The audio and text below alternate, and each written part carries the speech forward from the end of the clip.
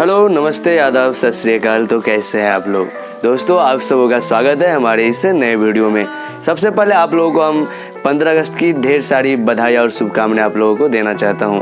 हमारे देश में हमारे भारत सरकार और हमारे मोदी जी ने हमारे जो 15 अगस्त का 75वीं वर्षगांठ यानी कि जो हम लोगों का डायमंड जुबली जिसको मना सकते हैं, उसका एक नया नाम आज़ादी का अमृत महोत्सव के नाम से सेलिब्रेट करने के लिए हर घर तिरंगा के नाम से एक महोत्सव, एक क्रांति के तौर पे हम लोगों ने इससे उत्सव को मना रहे हैं, जिसमें सभी भारत के नागरिकों को ऐसा कहा गया है कि सभी लोग अपने घरों पे यानी कि तिरंगा फहराएगा, जिससे ऐसा लगे कि हम सब भारतीय और हम सब एक है। हम लोगों में जो राष्ट्रीयता होती है, जो एकता होती है, जो अखंडता होती है, वो एक मजबूत बना रहे। और हमारा राष्ट्र जो इतना दिनों से आज़ादी होने के बाद हम लोग एकजुट रह पाए, वो हम लोगों का और भी आगे वर्षों तक और कई वर्षों तक, आने वाले सदियों तक ये ऐसे हम लोगों का जो आज़ादी है वो बना रहे। क्योंकि कहा जाता है कि वो आज़ादी मायने नहीं रखता यदि हम लोग एक बार आज़ाद होने के बाद फिर से गुलाम हो जाए। आज़ादी वो मायने रखता है कि उसके बाद हम फिर कभी गुलाम ही ना हो। तो इसलिए हम लोग में जो एकता बनाए रखें और हम लोगों का जो राष्ट्रीयता होती है, हमारे देश के प्रति प्रेम, हमारे देश के प्रति भाव, हमारा देश के प्रति समर्पण। हम हो सकते हैं, हम लोगों में से कई तरह के लोग होते हैं, कुछ काले होते हैं, गोरे होते हैं, लंबे होते हैं, छोटे होते हैं, मोटे होते हैं, लेकिन हम सभी क्या है? भारतीय है। कुछ बिहार से है, कुछ बंगाल से है, कुछ उत्तर प्रदेश से है, कुछ उड़ीसा से है, कुछ दिल्ली से है, तो कुछ राजस्थान से, लेकिन हम सभी भारतीय हैं। कुछ हिंदू है, कुछ मुस्लिम है, कुछ सिख है, कुछ ईसाई है, लेकिन हम सभी भारतीय हैं। तो सबसे पहले हम लोगों को ये भूलना नहीं है कि हम सभी भारतीय है। उसके बाद हमारा धर्म आता है, जाति आती है, जितना भी हम लोगों का पहचान होती है ना, वो सब हमारा सबसे पहले भारतीय, उनके बाद सारा पहचान होता है। वैसे एक व्यक्ति के कई सारे पहचान है। वो जैसे हम अभी दिघिया के रहने वाले हैं, तो हमारा एक पहचान दिघिया भी हुआ। उसके बाद सुपौल के हैं, हम सुपौल जिला के, तो वो भी हमारा एक पहचान हुआ कि हम सुपौल वासी है। हम बिहार के हैं, तो हमारा बिहार भी एक पहचान हुआ। लेकिन हम भारतीय हैं, ये सबसे मेन पहचान है। और हमको ये कभी भूलना नहीं चाहिए कि हम भारतीय हैं, हमारा भारतीय के प्रति सारा समर्पण होना चाहिए और भारत के प्रति हम लोगों का पूरा निष्ठा होना चाहिए। और हम लोग एक हैं, तो जब हम लोग एक हैं तो हम सभी लोग अपने इस एकता को दर्शाना भी पड़ता है कभी कभी।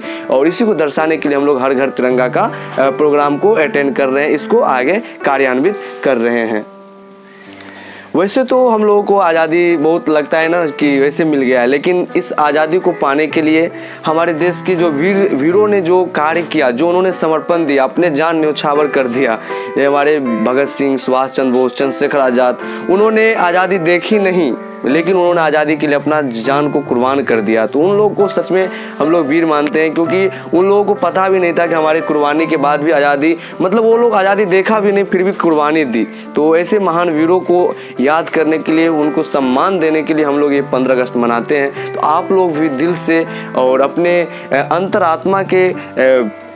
अंतरात्मा से और श्रद्धा भाव से अपने देश के जवानों को श्रद्धा सुमन अर्पित कीजिएगा और अपने देश के आज़ादी के इस महोत्सव को मनाइएगा। लेकिन यहाँ पर एक दिक्कत ये हो जाती है कि हम लोग इतने अच्छे ढंग से आज़ादी के महोत्सव मनाने के बाद भी कुछ गलतियाँ कर देते हैं, जिनके बारे में अभी हम चर्चा करना चाहते हैं। यदि आप लोग झंडा फहराते हैं अपने घरों पर, तो उसके साथ में क्या कुछ ऐसी सावधानी होती है, कुछ ऐसा आपको नहीं करना चाहिए, जो गलती हो सकता है हम लोग कर देते हैं। कभी कभी झंडा को उल्टा लटका दिया जाता है, जो हरा रंग होता है उसको ऊपर कर दिया जाता है। ये इस प्रकार गलतियाँ नहीं होनी चाहिए। तो वो सारी गलती के बारे में अभी हम लोग जानते हैं।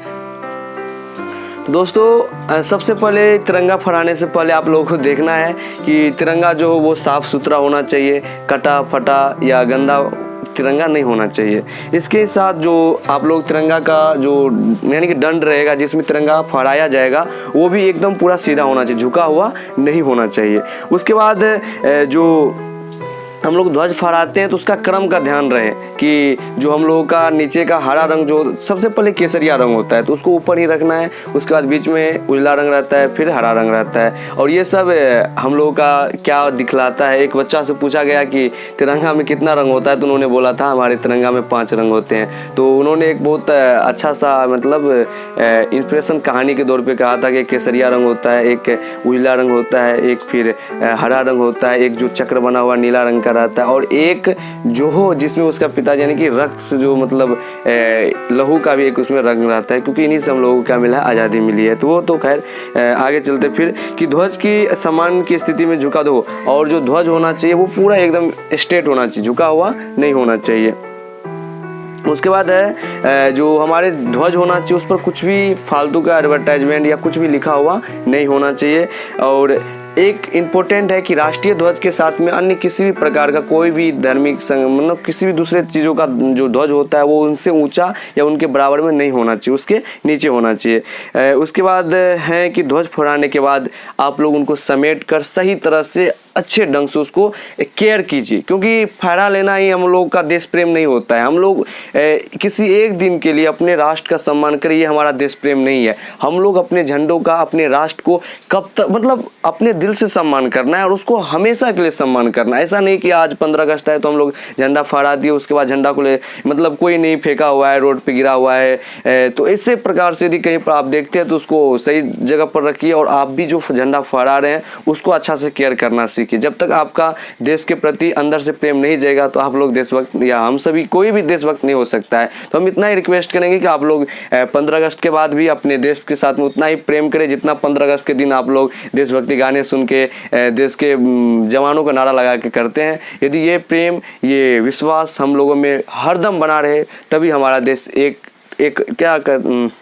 तभी हमारा देश से अखंड और मजबूत बन पाएगा और हम सभी गर्व से कहेंगे हम भारतीय हैं। तो मिलते हैं नए वीडियो में, तब तक के लिए ओके, जय हिंद, बाय।